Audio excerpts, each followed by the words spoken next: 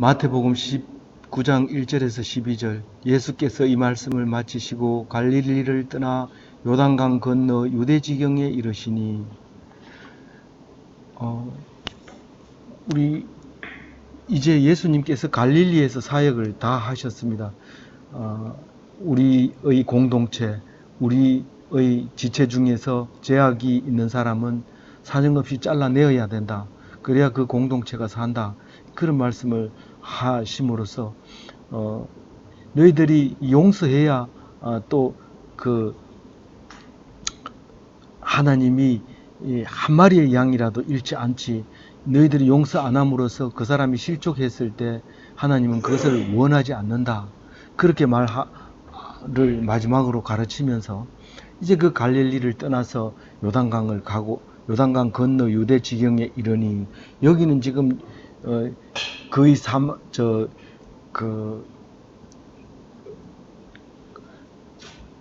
그 요단강 건너편에 세례받던 그 지경에, 이제 요단강 건너면 유대가 되고, 건너기 전에는 유대는 아니지만 그 지경에 이제 갈릴리로 가기 위해서는 요단강 강변을 따라서 이렇게 올라갑니다. 사마리아로 안 올라가고, 그래서 강변을 따라서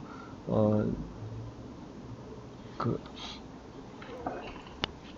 사해 쪽으로 내려왔다가 다시 이렇게 올라가는 그 길을 올라가서 유대로 가게 되는데, 그 유대의 지경에 이르러서도 이제 그 많은 사람들이 예수님을 찾아오는데, 그 대부분이 이제 정신병이 들었다거나, 또 지체도 병이 들었다든가, 또 마음이 병이 들었다든가, 그 다음에 그 생각 자체를, 생각이 병이 들어서 잘 이해를 못하는 그런 사람들이 가르침으로 말미암아 이제 고쳐지게 되고, 믿음으로 말미암아 자유하게 되고, 진리로 자유하게 되는 것으로 말미암아 이 정신과 마음과 육체와 생각을 전부 치료하게 되는 역사가 일어나게 되는 것을 알 수 있습니다. 이제 지금부터 유대인들과 부딪히게 되는 것이고, 유대 바리새인들, 제사장, 서기관, 사두개인, 이런 사람들과 부딪혀서 쟁론화하고, 그 쟁론의 끝에는 죽음을 맞이하게 되는, 그래서 3년 공생애의 마지막 유대 예루살렘 방문이 시작된 것이죠. 그래서 매일 성경 편집자는 부활절에 부활의 이야기가 맞아 떨어질 수 있도록 그 사이에 그 느헤미야를 넣어서, 이 마태복음을 계속 묵상하지 않고 느헤미야를 넣어서 가운데 시간을 맞춰서 마태복음이 매 부활의 이야기가 나올 때 부활절과 겹치도록 이렇게 매일 성경을 편집을 해 놓았습니다. 그래서 오늘부터는 이제 예수님의 공생애의 마지막 6월절 사역이 시작되는데, 이 긴박하고 많은 우리가 예수 믿는 자는 이 19장부터 이제 진짜 예수님이 어떤 일을 했는지, 그때 급박하게 돌아갔던 그게 어디서부터인지 이제 시작이 되고 있는 말씀이죠. 그래서 19장에 유대에 들어갔다라고 이제 말을 하면서 지금부터 얘기하는 것은 거의 다 유대인들과 그 갈릴리 천박한 사람, 고기잡이, 가난한 사람들을 가르친 것이 아니라, 이제 본격적으로 율법과 말씀과 종교에 대해서 이제 쟁론화하는 시작이 되었다고 하는 것입니다. 그렇게 사람들이 많이 모일 때에 반드시 바리새인들이 따라오게 되어 있는데, 이 바리새인들은 많은 무리를 이끌고 다니는 것을 좋아하면서 예수님께 무리가 따라간 것에 대해서 굉장히 시기하고, 또 그 사람이 옳고 그른 것을 따져서 다른 사람들에게 그 사람은 옳지 않다는 것을 증명해야 자기에게 따라오는 사람들이 많습니다. 그래서 바리새인이 직접 예수께 갑니다. 그리고 그 사람을 이제 테스트하는 거죠. 예수를 테스트하는 거죠. 사람이 어떤 이웃만 있으면 아내를 버리는 것이 옳습니까? 이렇게 물으면 일반적으로 그런 거죠. 그때나 예수 시대 때나 지금이나 어떤 이유가 있어서 아내하고 영원히 살지 못합니다. 죽을 때까지 못 사는 경우가 많이 있었는데 지금만 그렇게 하는 게 아니라 그때도 그랬다는 거죠. 그래서 이유가 있으면 버리는 것이 옳습니까? 라고 얘기를 합니다. 그러니까 당연히 안 된다고 얘기하죠. 성경 말씀을 얘기하죠. 왜냐하면 예수님은 말씀으로 오셨기 때문에 당연히 그 얘기를 합니다. 너희들이 성경을 읽었느냐? 뭐라고 적혀 있었느냐? 사람을 하나님이 지었지 않냐? 그 하나님이 남자와 여자를 만들어 놓고 왜 그랬을까? 그게 한 몸이 되게 하려고 그런 거 아니냐?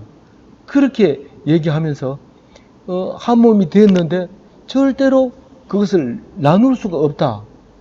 이렇게 이제 얘기를 하죠. 여기에 보면 이 바리새인들이 잘못 생각하고 있는 이 생각을 고쳐주는 거예요. 이게 정신과 마음과 육체와 생각을 고쳐줬는데 이 바리새인들의 생각도 고쳐주려고 이 바리새인이 예수님께 오게 된 거죠. 결국은 그렇게 된 거죠. 자기들은 공격하려고 한 거지만 그 생각이 고침받는 사건이 일어나게 됩니다. 그러니까 그 해석을 자기들은 알고 있죠. 자기들은 알고 질문하고 있는 거죠. 예수님이 해도 된다 이러면 왜 성경은 하지 말라고 했느냐? 또 하면 안 된다 이러면은 왜 그 모세는 하라고 했냐? 그 얘기를 지금 하려고 하는 겁니다. 자기들은 그 오류에 빠져서 필요할 때 적당할 때 그걸 사용합니다. 이럴 때 이거 사용하고 저럴 때 저거 사용하는데 그거를 나쁘게 사용한다는 겁니다. 옳게 사용하면 당연히 성경에 두 가지 다 있는 거니까 다 사용하면 되는데 이 사람들은 지금 반대로 사용하고 있다는 겁니다. 요거 할 때는 요렇게 사용하고 저걸 할 때 저렇게 사용하고 그러니까 백성들에게 가르칠 때는 요걸 적용하고 자기들을 적용할 때는 요걸 적용하고 반대로 적용하고 필요에 따라 적용하는 것이 잘못된 생각이라는 거죠. 그것을 오늘 예수님이 치료하고 있는 장면이 또 다른 장면이라고 할 수 있습니다.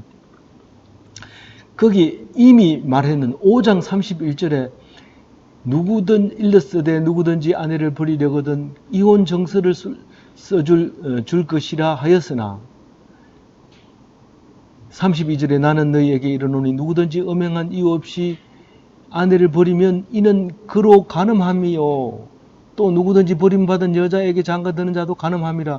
이 얘기를 벌써 했어요. 이 앞에서 제자들에게 했는 말인데 요 바리새인들은 못 들었으니까 제자들한테 물어가지고 알면 되는데 절대로 그렇게 안 하죠. 바리새인이 자존심이 하늘 끝을 찌르는데 자기들보다 더 잘하는 사람은 없는데 그러니까 예수님은 내가 말했지만 또 이 사람이 와서 말할 때 또 얘기를 해줘야 돼요. 그 얘기를 합니다. 그런 얘기를 하는데 제자들한테 하는 것처럼 얘기를 안 하고 직접적으로 막바로 얘기합니다.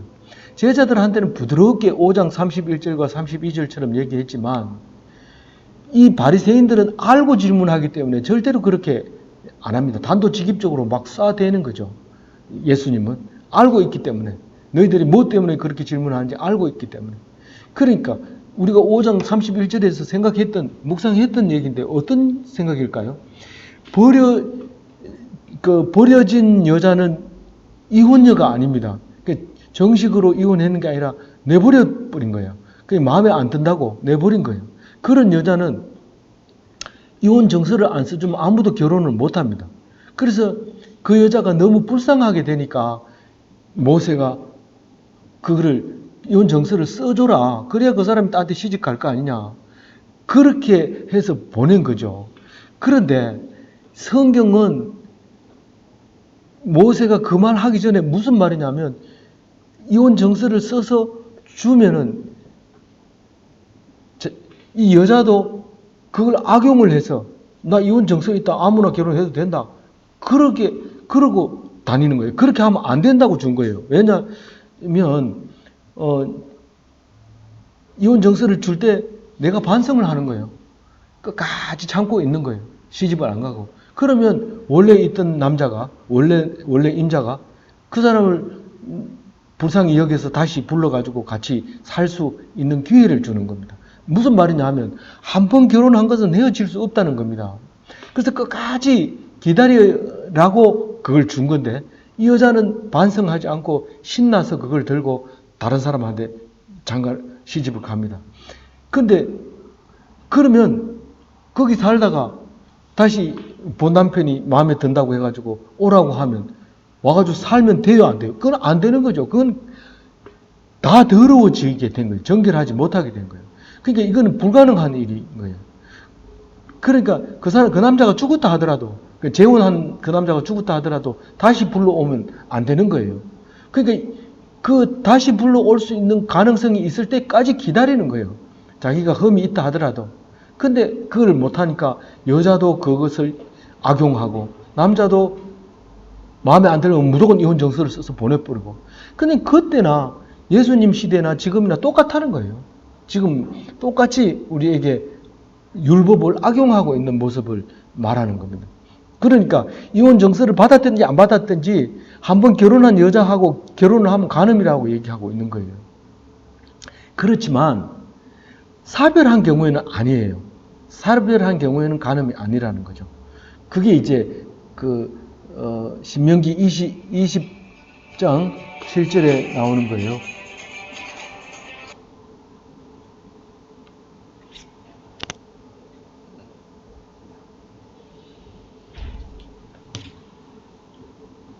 그게 신명기 한번 읽어볼게요. 신명기 20장 7절 같이 읽어봅니다. 여기 보면 4절 옆에 해설로 되어 있습니다. 4절 옆에 보면 해설로 제가 표현해놨는데 읽어볼게요. 자녀와 약혼하고 그를 취하지 못한 자가 있느냐? 그는 집으로 돌아갈지니 전사하면 타인이 그를 취할까 하노라. 이게 이제 신명기에 이제 전쟁을 하기 위해서 청년들을 모아놓고 한 말입니다. 이게 약혼해놓고 여자를 데리고 오지 못한 사람이 있으면 집에 가라는 거죠. 왜냐하면 결혼해놓으면 그것은 내 이름으로 살아남아 있어요. 그러면 내 이름으로 살아남아 있는데 그 남자가 그 여자가 내가 죽어도 뭐 아기를 안 가지고 내가 죽어도 내 이름으로 그 여자를 형이나 동생이 아기를 낳아주면 내 부인에게 낳아주면 내 이름으로 토지가 유지되고 내가 죽지 않았는 영원히 내 이름이 남아 있다는 거죠. 그런데 취하지 않고 아내를 취하지 않은 상태, 약혼만 해놓고 전쟁터에 나오면 그 사람은 돈을 보냅니다. 니들은 들어가라. 니 아내하고 더 살아야 되니까. 그건 지금 가서 죽으면 너무 억울하다. 그러니까 돌아가라 이 말입니다. 그러니까 남편이 죽으면 결혼할 수 있어요. 그건 오히려 부정한 것이 아니라 그 사람 죽은 남편을 위해서 의로울 수가 있는 겁니다. 그렇지만 죽기 전에는 절대로 결혼을 하면 안 된다는 거죠. 그건 간음죄에 해당된다는 거죠. 그 얘기를 하면서 4절에 성경 말씀을 다시 말씀합니다. 사람을 지은 이가 본래 그들을 남자와 여자로 지으시고 말씀하시기를 그러므로 사람이 그 부모를 떠나서 아내에게 합하여 그 둘이 한 몸이 될지니라 하신 것을 읽지 못하였느냐. 그러니까 당연히 우리 읽어봤죠. 우리도 수없이 읽었는데 이 사람들이 못 읽었을 리가 없죠. 그런즉 이제 둘이가 아니요 한 몸이니 그러므로 하나님이 짝지어 주신 것을 사람이 나누지 못할지니라 하시니. 나는 여태까지 왜 사람이 나누지 못하나? 나누면 되지. 왜 사람이 못 나누냐? 둘이 결혼해가지고 살다가 헤어지자 이러면 헤어지는 거고 그런 건데 왜 못 나눈단 말이냐? 나누면 어떻게 된다고요? 그건 간음죄예요. 죄를 지은 사람은 그냥 놔두면 어떻게 돼요? 그거는 죽는 거예요. 그렇게 결혼해가지고 헤어져 버리면 그거는 죽음에 이르는 죄를 진 거죠. 왜냐하면 헤어져가지고 그 사람하고 결혼한 사람은 간음죄를 졌어요. 그럼 그 사람도 지고 다 지는 거예요. 그 죄가 다 오염돼 버린 거예요. 그러니까 헤어지면 안 되는 거예요. 헤어졌다고 해가지고 다른 사람하고 결혼하면 안 돼요. 물론 헤어져가지고 결혼 안 하면 돼요. 안 하면 되는데 이건 지금 그 얘기 아니잖아요. 헤어져가지고 딴 사람하고 사는 거를 말하는 거예요. 여기는 둘이 아니요 한 몸이니 사람이 나눌 짝지어 주신 것을 사람이 나누지 못할지니라. 이 말은 별거 중인 것을 말하는 게 아니라 딱 갈라져가지고 딴 사람하고 사는 걸 얘기하는 거예요. 그건 안 된다는 거예요. 그건 죄인이라는 거죠. 그러니까 나눌 수가 없는 거예요. 사람이 멋대로 나눌 수 있는 것처럼 보이지만 멋대로 나누면 이미 죄인이 되었고 죄인이 되면 용서함을 받을 수 없고 그러므로 죽어버렸기 때문에 그 사람은 안 된다는 것이죠. 그래서 남자와 여자로 만든 이유가 그 둘이 한 몸을 만들어 주려고 한 것이지, 만약에 그럴 필요가 없다면 하나만 만들죠. 하나만. 남자나 남자, 여자만 여자 만들지. 이런 과정을 거쳐서 하나님이 내가 너희들을 남자와 여자로 만들면서 둘이 한 몸이 되게 하려고 했다고 하는 것을, 하나님이 했다는 것을 알게 하려고 둘을 만들어 놓은 거란 말이죠. 뭐 능력이 없어서 그렇게 하는 게 아니죠. 도롱뇽이나 도마뱀 같은 경우에는 단성 정식을 할 수 있다는 거예요. 이 도마뱀이 한 마리만 그 섬에 갖다 놓으면, 암놈이든 순놈이든 한 마리만 섬에 갖다 놓으면 이게 단성 생식으로 번성한다는 거예요. 근데 단성 생식으로 번성한 것과 암수가 번성한 것과 두 개를 비교해 보면, 전염병이 딱 걸리면 단성 생식을 한 사람은, 한 종족은 쫙 멸종한다는 거예요. 근데 이 암수로 생식이 돼서 번성한 그 도마뱀은 그렇지 않다는 거예요. 그 내성이 있다는 거죠. 사람도 이 같은 종족끼리 결혼을 계속하게 되면, 근친상간을 계속 유지하게 되면 이상한 병에 걸릴 뿐만 아니라 이 면역 체계도 깨지지만 이제 품종이 개량이 안 되는 거죠. 그래서 대부분 잘생기고 멋진 사람들은 이 혼혈이 많이 있다는 거죠. 반드시 그런 건 아니지만 또 나쁜 것이 나올 수도 있지만 그렇게 이제 하나님께서 만들어 놓았다고 말하고 있습니다. 그러면 뭐라고 말할 수 있느냐 하면 5절을 다시 한번 얘기하면, 우리가 결혼할 때 100년 가약이라고 얘기합니다. 100년 동안 헤어지지 말자고 하는 아름다운 약속이라는, 아름다울 가짜 약속이라는 뜻이죠. 그 아름다운 약속이 100년이 아니라 영원하다는 거예요. 우리가 한번 결혼을 해놓으면 그 영혼이 같이 하나가 됐기 때문에 헤어져 버리면 죽는다는 거예요. 그래서 100년 가약이 아니다. 믿는 사람은 영원한 짝이다. 그것을 알아야 돼요.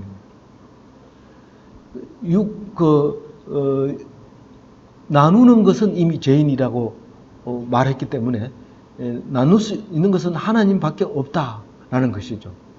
그러니까 하나님을 떠난 모든 행위는 악하기 때문에, 헤어졌다는 것은 하나님의 뜻을 벌써 어겼기 때문에 거기다가 별 희한한 이유를 달아도 죄인 그대로 남아있고, 그 죄는 영원히 씻지 못하기 때문에 죽음에 이를 수밖에 없다고 하는 것이죠. 영생 얻을 수 없다는 거죠. 천국 갈 수 없다는 것이죠. 그래서 많은 교회가 장로가 되려면 재혼을 했다든가 이렇게 하면 안 됩니다. 그러면 그 자격 자체가 안 됩니다. 그러나 요즘은 투표를 하기 때문에 그 사람에 대해서 전혀 인격에 대해서 거론을 하지 않고 투표에 의해서만 하는데, 그게 장로교 법이고요. 감리교에서는 절대로 재혼했거나 또 첩을 두고 있거나 또 그렇게 하면 절대로 장로가 될 수 없습니다. 그 7절에 보면 뭐라고 대답을 해요? 그 사람들이. 빨간 거 한번 읽어볼게요. 그러면 어찌하여 모세는 이 이혼정서를 주어버리라고 명하였습니까? 왜 이혼정서를 줬다고 했어요? 만약에 안 주면은요, 이혼정서를 안 주면은 이때만 해도 벌써 여자가 많았어요. 그래가지고 네가 지금 마음에 안 든다 그러면 이 여자는 평생 혼자서 제대로 못 먹고 시집도 못 가고 불쌍하게 늙어 죽을 수밖에 없어요. 그러니까 이혼 정서를 줘서 그 사람이 다른 사람하고 결혼할 수 있도록 해주라는 거죠. 근데 그러면 이 여자는 끝까지 안 가고 기다려야 돼요. 그러면 다시 부르면 올 수 있고 안 부르면 그걸로 늙어 죽고 이렇게 다 각오하면 되는데 각오를 안 하니까 이 법이 율법주의로 바뀌면서 하나님이 주신 은혜로 주신 법을 그냥 율법으로 줘서 멍해가 돼버리는 거예요. 더 무거워져 버린 거예요. 이 율법은 자유로워야 되는데 자유를 주지 못하고 무거운 짐이 돼버리는 거예요. 율법주의로 바뀌는 거죠. 그래서 율법에 대해서 크게 오해하는 건데 제일 크게 오해하는 것이 율법을 해석할 때 사람을 죽이도록 해석하면 안 됩니다. 그렇게 하면 율법이 오해된 겁니다. 예를 들어서 안식일을 지키기 위해서 사람을 죽이면 안 됩니다. 물에 빠져 죽은 사람이 살리려면 안식일 날도 살려야 되지 안식일이라고 안식일 뒤에 와서 건져야지 이미 죽어버린 거죠. 그건 안식일 지키는 거 아니죠. 어쨌든 법을 해석할 때 죽이도록 해석했느냐 그것만 따지면 오해된 건지 안 된 건지 알 수 있는 겁니다. 만약에 율법대로 했을 때 또 다른 죄를 낳는다면 그것은 율법이 오해되는 겁니다. 두 가지입니다. 사람을 죽이는 해석 그건 틀린 거고요. 또 다른 죄를 낳게 하는 해석 그게 틀린 거라는 거죠. 그래서 모세가 이혼 정서를 주는 거에 대해서 또 다른 죄를 낳는 거 그러니까 이혼한 사람하고 딱 결혼하고 또 하고 이건 간음이나 마찬가지지 뭐 정서가 그게 중요한 게 아니고 지금 정신 상태가 뭐 다른 게 뭐가 있냐 간음이라는 거죠. 그래서 이혼 정서라는 것은 내가 지금 벌을 받고 있는 겁니다.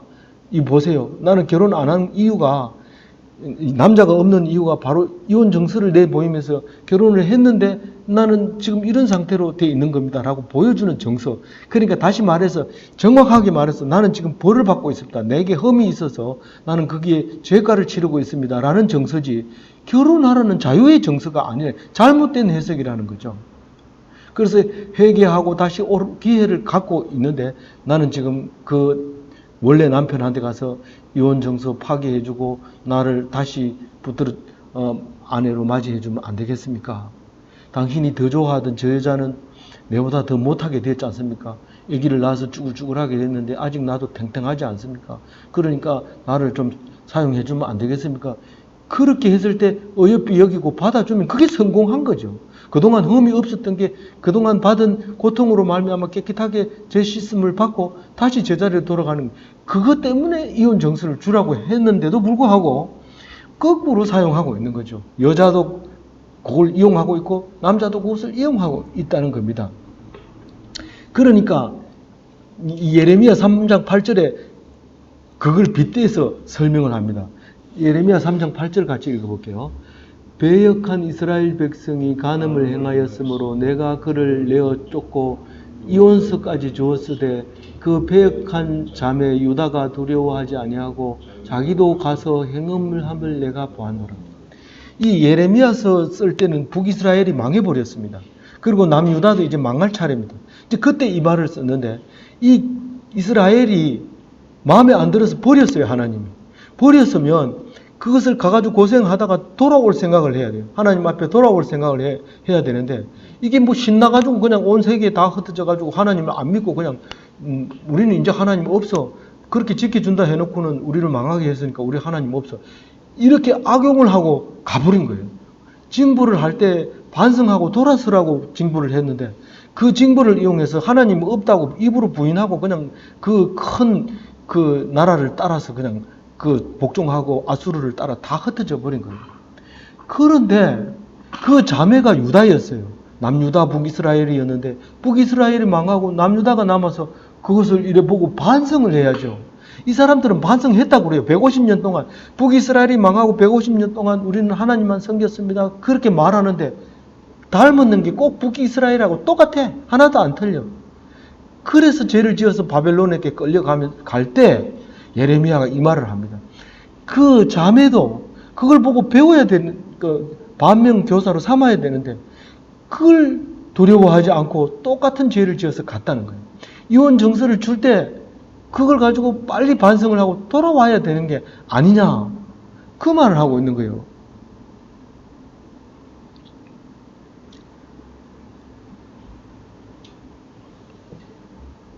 그 예레미야 3장 1절은 재혼해서는 절대로 안 된다는 이야기를 하고 있습니다. 재혼 자체는 원래 없는 거죠. 재혼 자체라는 말은 성경에 없는 겁니다. 그러니까 죽어서 결혼하는 것은 그거는 그 집안을 지켜주기 위해서 대신 남편 역할을 해주는 것이지, 그 여자가 원래 있는 남편의 이름은 여전히 가지고 있는 거예요. 그 재혼이라는 단어 자체가 없다고 하는 얘기를 예레미야 3장 1절에 하고 있는 거고요. 8절을 보도록 하겠습니다. 8절 읽어봅니다. 시작. 너희 아내를 버리고 본래는 그러지 아니하니라. 이 본래라는 뜻은 절대로 이혼하면 안 된다는 거고, 너무 완악하기 때문에 그 여자가 고통을 당하니까 그걸 썼는데, 그걸 오히려 이용함으로써 너희들이 율법주의자들이 볼 때는 오류가 있는 것처럼 보이지만 그게 오류가 아니라 본래를 잊어버렸기 때문에 그렇다고 얘기를 하고 있는 것이죠. 그러니까 본래를 잊어보지 마라. 원래는 살리려고 했는 건데 너희들은 지금 죽는 데 쓰고 있지 않느냐는 거죠. 그 이혼 정서는 돌아올 기회를 주었지만 완악함으로 돌아올 생각은 없고, 오히려 이혼 정서를 합법화함으로써 남자는 다른 여자한테 가는 것을 기뻐하고 그 이혼 정서를 써주는 것을 당연하게 생각하고, 그 아내는 그걸 받았으니까 딴 사람하고 결혼하고, 이게 재혼은 있을 수 없는 건데 너희들이 지금 재혼을 가지고 자꾸 나한테 물어보냐. 예수님 입장에서 볼 때는 너무 하찮은 말을 하고 있는데, 그럼에도 불구하고 그 사람 수준에서 분명하고 또박또박 말씀해 주시는 것을 볼 수 있습니다. 그래서 결론을 내립니다. 9절에 내가 너희에게 말하노니 누구든지 음행한 이유 외에는 아내를 버리고 다른 데 장가드는 자는 간음함이니라, 이렇게 얘기합니다. 그러면 이 말을 들으면 이 예수님 말씀도 잘못 들으면 오해합니다. 율법적으로 얘기하면 오해합니다. 그럼 간음을 한번 행했으면 그 여자는 영원히 시집을 못 가느냐? 못 가죠, 당연히. 왜 못 가요? 끝까지 기다리면 이 본 남편이 불러들이면, 간음했더라도 불러들입니다. 왜냐하면 세상 사람이 부정한 사람이 없는 사람이 없습니다. 간음을 해가지고 쫓아낼 수는 있어요. 그러나 쫓아낸다는 것은 완전히 딴 사람이 되라는 뜻이 아닙니다. 이건 절대로 아닙니다. 다른 데 장가드는 자는 간음이라는 얘기는 쫓아내고 별도로 다른 사람하고 산다는 걸 얘기하는 건데, 여기서 얘기하는 것은 이 사람을 다시 찾아올 수 있도록 쫓아낸다는 거예요. 이 말하는 게. 간음한 이유로 버리고 다른 데 장가 갔을 때 이 사람이 부정해서 깨끗한 사람하고 살고 있는데 그건 간음이다라고 얘기하는데, 그래도 끝까지 그 여자는, 이 사람을 간음했던 여자는 남편이 불러줄 때까지 기다리고, 이 남자도 일부 일처제라면 장가가지 말아야 돼요. 그런데 많은 여자들이 있기 때문에 이 말 자체는 여태까지 내려오는 걸로 봐가지고는 말이 안 맞는 거죠. 그렇지만 여기서 말하는 것은 간음한 경우에는 이혼 정서를 써줘서 보내라는 거죠.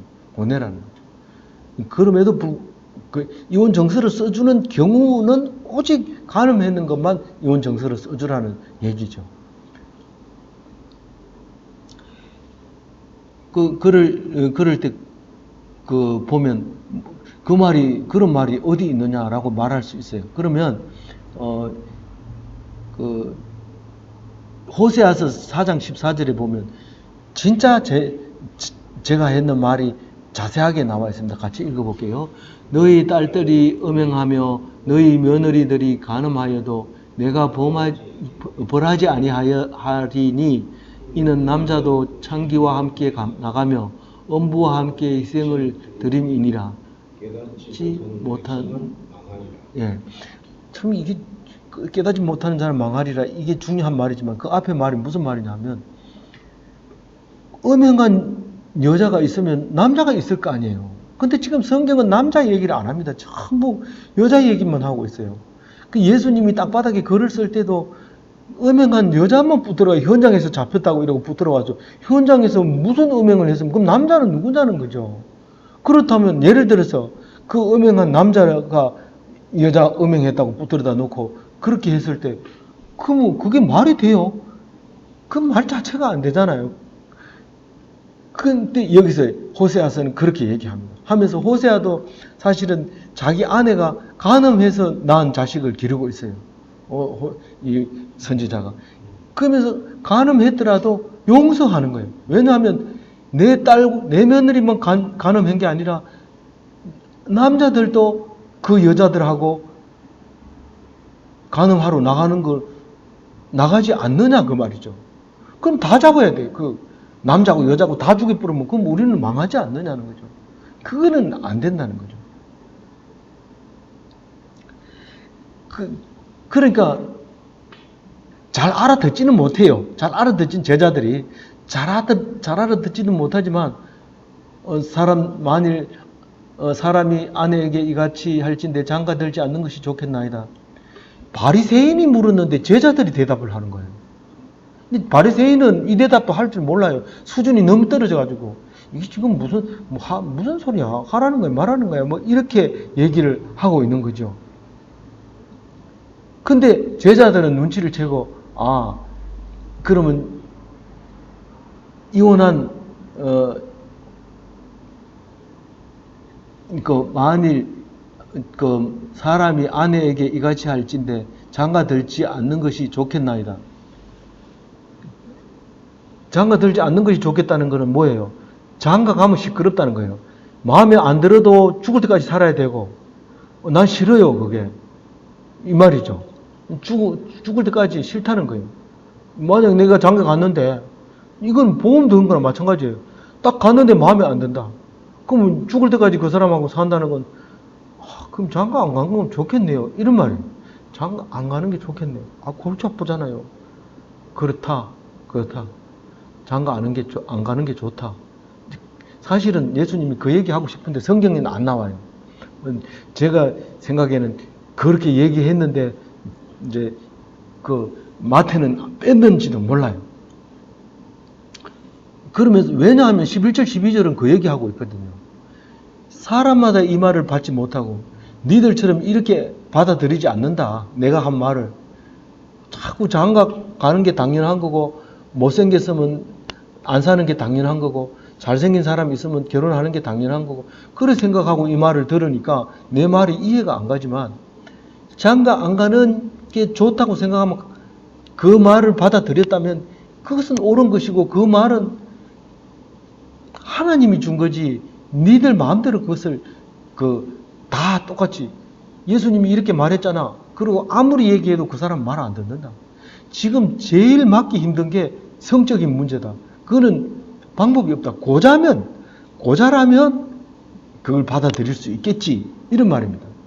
타고난 자라야 할지니라 이 말은 택자와 무택자를 얘기하는 겁니다. 하나님이 택한 사람만 그렇게 장가를 안 갈 수 있다는 거예요. 그 마음을 먹을 수 있다는 거예요. 정상적으로 다시 말해서 우리가 정상이라고 하는 사람은 불택자를 얘기하는 겁니다. 불택자들 우리 다 불택자입니다. 장가 갔기 때문에. 장가 안 간 사람, 그 고자는 누구냐면 세 가지가 나와요. 이 사람 예수님이 세 가지를 얘기해요. 어머니 태로부터 고자된 자도 있고 어머니 태로부터 고자된 자는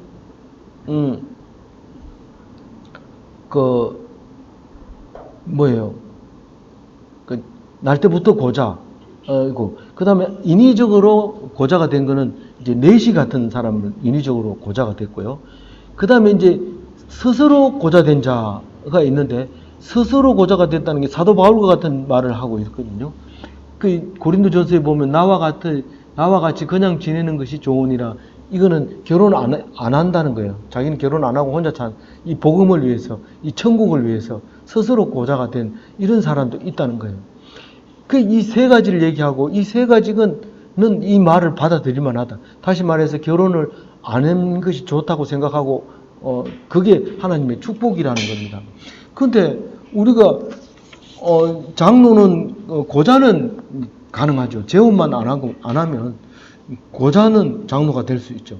그래서 네모치고 넣어놓은 이렇게 본문 칸에다 써놓은 게 고자와 그 믿음입니다. 그러니까 고자가 백성들 중에서는 아주 뛰어난 은혜로운 사람이라고 하는 것입니다. 그래서 그 속에 들어있어요, 내용이. 그래서 고자를 원래는 이게 제사 음식도 못 먹게 돼 있어요. 그런데 이사야서에 와가지고, 그러니까 이사야서에 와가지고 비로소 특히 이제 이사야서 56장은 북이스라엘이 망하고 난 뒤에 쓰여졌다고 볼 수 있는 그 연도에서는 고자도 지금 믿는 사람이 뿐만 아니라 여기 보면 5절에 보면 아들이나 딸보다 나은 사람이 되는 거예요. 이 고자가 오히려. 왜냐하면 그 믿음에 충실한 고자, 하나님 말씀에 충실한 고자는 하는 아들이나 딸보다 더 나은 대접을 받게 되는데 그거를 얘기하고 있는 거예요.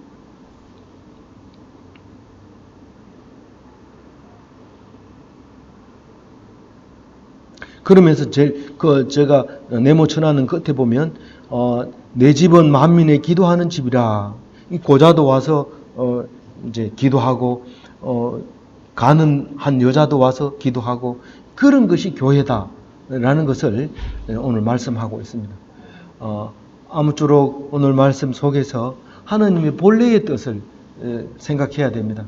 만약에 고자는 하나님을 믿을 수 없고 또 이혼한 가늠한 여자는 하나님을 믿을 수 없다는 것은 그런 율법이 있다면 그것은 죽이는 율법이고 그것은 율법주의가 하는 말씀이기 때문에 예수님의 말씀을 따라서 오히려 회개하고 하나님께 돌아온 자를 위해서 내가 대신 희생하고 죽어주는 그런 교인, 참된 기독교인, 능력이 있는 기독교인이 다 되시기 바랍니다.